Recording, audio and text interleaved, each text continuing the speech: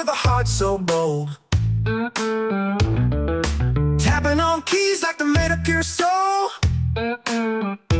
Building dreams out of digits, making websites roll. Oh, Austin Code Monkey, working all night. SEO wizard making rankings take flight. From the Texas heat to the neon glow, you're the constant king of the SEO show.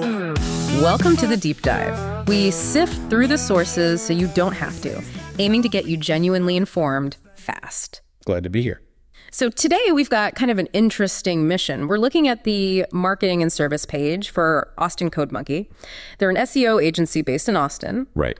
But we're not just reviewing them, we're using their service list, which seems pretty comprehensive, as a sort of roadmap. Like a practical curriculum for understanding modern SEO. Exactly. What does a professional full-service SEO operation actually do today? It's a great approach. Instead of just theory, we see what a company claiming to be complete actually puts on the table. That term, complete SEO company, is key. It is. And they have some bold claims right out of the gate. They call themselves the top Austin SEO company. Stress, measurable results, transparency. Which you'd expect, maybe. Sure. But the two claims that really set the stage for our deep dive are that complete SEO company tag and also affordable Austin SEO company. Ah, okay. That's where it gets interesting, doesn't it? Complete and affordable often feel like they're pulling in opposite directions in this field. Precisely. So as we unpack just how complex complete SEO is, we have to keep asking, how does the affordable part stack up? It's the central tension. But first, just the basics from the source. Right. Yeah. Practical stuff. They operate Monday to Friday, 10 a.m. to 10 p.m. And their focus is very much Austin, Texas, and the wider metro area. So Travis, Williamson, Hayes counties, that whole surrounding region. That's what it says, which, leads us directly into the first big pillar, local SEO. Makes sense. If you're an Austin-focused agency, you better be good at local. Absolutely.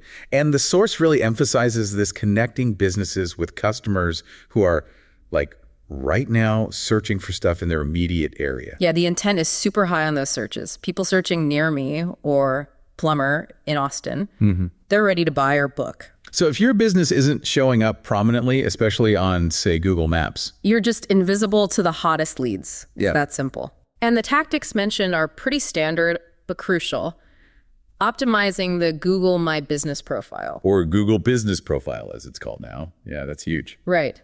Building local citations, so directory listings, mentions, and managing online reviews. That seems critical. Oh, absolutely critical. Reviews are massive for trust and for rankings. It's all about building that local authority. And there's a nuance here about the geographic reach. You mentioned the counties. The source points out it's not just downtown Austin. Right. It has to cover places like Round Rock, Cedar Park, Pflugerville, even Georgetown. Austin's sprawl is real. So if you only target Austin, you might miss a huge chunk of potential customers in those surrounding communities. Definitely. You need that broader yet still localized strategy. Okay, so local SEO gets people interested locally. But what makes them stick around once they click? That brings us to content, doesn't it? It has to be content. The source calls professional SEO content writing the cornerstone. And, well, that's true, but what counts as good content has evolved so much. Yeah, it's not just about, writing clearly anymore. It needs to be technically smart, too. The source mentions using semantic keywords and LSI terms, latent semantic indexing. Right, LSI. It sounds technical, but the idea is pretty intuitive. It's about the related terms that give context. So not just stuffing the main keyword over and over. Exactly. That's old school and ineffective. If you write about, say, electric cars, Google expects to see related terms like charging stations, battery life, Tesla, range anxiety, maybe even specific model names. Ah, so those LSI terms help Google confirm you're actually covering the topic comprehensively, not just repeating a keyword. Precisely. It tells the algorithm that this content has depth and truly addresses the topic cluster. It separates expert content from thin, spammy stuff. So the goal for content is really two things then. Create genuinely useful, authoritative stuff for the reader. Answer their questions, solve their problems. While also making sure it's structured in a way that these complex search algorithms can understand its depth and relevance. And it still has to be readable, obviously. That's the balancing act. It needs to satisfy the user and the bot. If the bot can't make sense of it, the user will likely never even find it. Okay, makes sense. Content is king. But the king needs the right advisors, let's say. Something like that. You need the substance and the technical signals. All right, let's shift gears then. Let's get into the stuff happening behind the curtain, technical SEO. The foundation, as the source calls it. And yeah, this is often where that affordable claim starts to get tested. Because it requires real specialization. It really does. You're dealing with the website's core infrastructure. The absolute basics they mention are site speed and mobile responsiveness. Which feels like, well, everyone knows that's important now, right? You'd think so, but getting it right is complex, especially with Google's focus on user experience, measured by things like Core Web Vitals. Ah, yes. Core Web Vitals. That's the big one. Can you break that down simply? What are they actually measuring? Sure. Think of it as measuring the quality of the user's loading experience. There are three main parts. First, LCP, or largest contentful paint, basically. How fast does the main content appear? Okay, load speed. Second, FID, first input delay. How quickly does the page respond when you try to click or interact with something? Interactivity, responsiveness. And third, CLS, cumulative layout shift. Does the page jump around annoyingly while it's loading? Visual stability. Right. I hate when buttons move just as I try to click them. Exactly. Google hates it too. Failing these core web vitals can seriously hurt your rankings no matter how good your content is. Getting these right often requires, frankly, development work. Which costs money and time. Okay, I see the affordable challenge emerging. Definitely. And beyond core web vitals, there's a whole list of other technical checks mentioned in the source material. Yeah, it's quite a list. Structured data markup, fixing crawl errors, site architecture, XML sitemaps, robots.txt, HTTPS, canonical tags, redirects. It's a lot. How do we make sense of all that? We can sort of group them. Right. One group is about talking to Google effectively. That's your XML sitemap telling Google what pages exist. Robots.txt telling it what not to look at. Fixing crawl errors, ensuring Google's bot doesn't hit dead ends. Okay, so communication clarity. Exactly. The second group is more about site health and efficiency. HTTPS for security. Canonical tags to avoid confusing Google with duplicate content. Redirects to cleanly guide users and bots when pages move. It's like digital housekeeping, but essential. Got it. So technical SEO builds this solid, well-organized house. Then on-page SEO is like decorating the rooms. Huh, that's a decent analogy. Yeah, on-page SEO is optimizing the elements people actually see and interact with on the page, building on that technical foundation. And this includes the classic stuff, right? Title tags, meta descriptions. Yep. Title tags, meta descriptions, header tags, H1s, H2s, image alt text, making sure your internal linking structure makes sense, clean URL patterns, that's all on page. But the source mentions something more advanced, structuring content specifically to win featured snippets. Ah, yes. Position 0. That's a huge win. It means formatting your content, often using lists or concise Q&A style answers, so Google might pull it directly into the search results page as the top answer. Which gives you incredible visibility and authority, even if the user doesn't click through. Exactly. It establishes you as the answer right there. That requires careful content structure and formatting a more advanced on-page tactic. Okay. And none of this works, presumably, without knowing what terms you're actually targeting. Which brings us to keyword research. The starting point for so much of this, and the source stresses it has to be data-driven. You're looking at search volume, sure, but also competition level, user intent. Intent seems key. What does the user actually want when they type that query? Right. Are they looking for information? Are they ready to buy? Are they comparing options? Understanding intent is crucial for choosing the right keywords and creating the right content. And you need to gauge conversion potential. Will ranking for this term actually lead to business? And it's not just about the obvious high-volume keywords anymore. Generally, no, especially for affordability. The source mentions uncovering long-tail opportunities and question-based queries. Long tail, meaning more specific, less common phrases. Exactly. Like, instead of targeting Austin restaurant, which is super competitive, maybe you target best dog-friendly patio brunch East Austin. Much lower volume, but the intent is super specific and likely high conversion. Way less competition, too, I'd imagine. Usually, yes. Professionals dig for these gems. It's about finding the valuable niches where you can actually compete and win customers. Okay, so we've got the site built right, the content optimized for users and bots targeting the right keywords. What about building authority off the site? Link building. Ah, the perennial challenge. Yes, comprehensive link building services, high quality backlinks, links from other websites to yours are still a massive ranking factor. They're like votes of confidence. But this is where things can get sketchy, right? Black hat versus white hat. Absolutely. And this is another stress test for affordable. The source explicitly states they focus on ethical white hat methods. Which means? It means earning links naturally, not buying them or using spammy tricks. They mention things like content marketing outreach, creating great content that others want to link to. Local directory submissions, relevant ones, not junk. Digital PR. Digital PR, like getting press mentions online. Yeah, earning links from news sites or influential blogs because you did something newsworthy or insightful.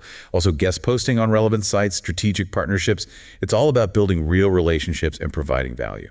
And why is this white hat approach inherently more expensive or slower than the black hat techniques they avoid? Because it takes time, effort, and often genuine creativity. Building relationships, crafting great content that earns links, doing outreach. That's skilled work.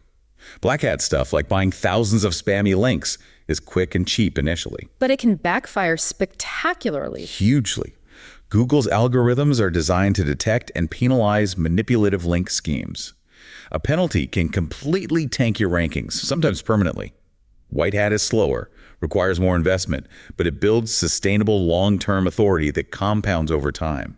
It's the only way to build a resilient online presence. Right. Investing versus gambling, essentially. Well put. Okay, shifting slightly towards engagement on the site itself. The source brings up professional business explainer videos. Why is that relevant to SEO specifically? It's becoming increasingly important. Good video content hits several key SEO metrics. First, it increases time on site. If people watch your video, they stay on your page longer. And Google sees longer dwell time as a sign of good, engaging content. Generally, yes. It suggests the page satisfied the user's query. Plus, a really good, informative, or entertaining video can attract natural backlinks if people share it or embed it elsewhere. And for a local business, it can quickly communicate what they do, right, their value proposition. Exactly. Especially if their service is a bit complex. A short, clear video can make a huge difference in understanding and trust. Okay, so we've covered a lot of complex components. Let's talk about the business side. What makes a company like this, according to the source, a trustworthy SEO partner? Transparency comes up first.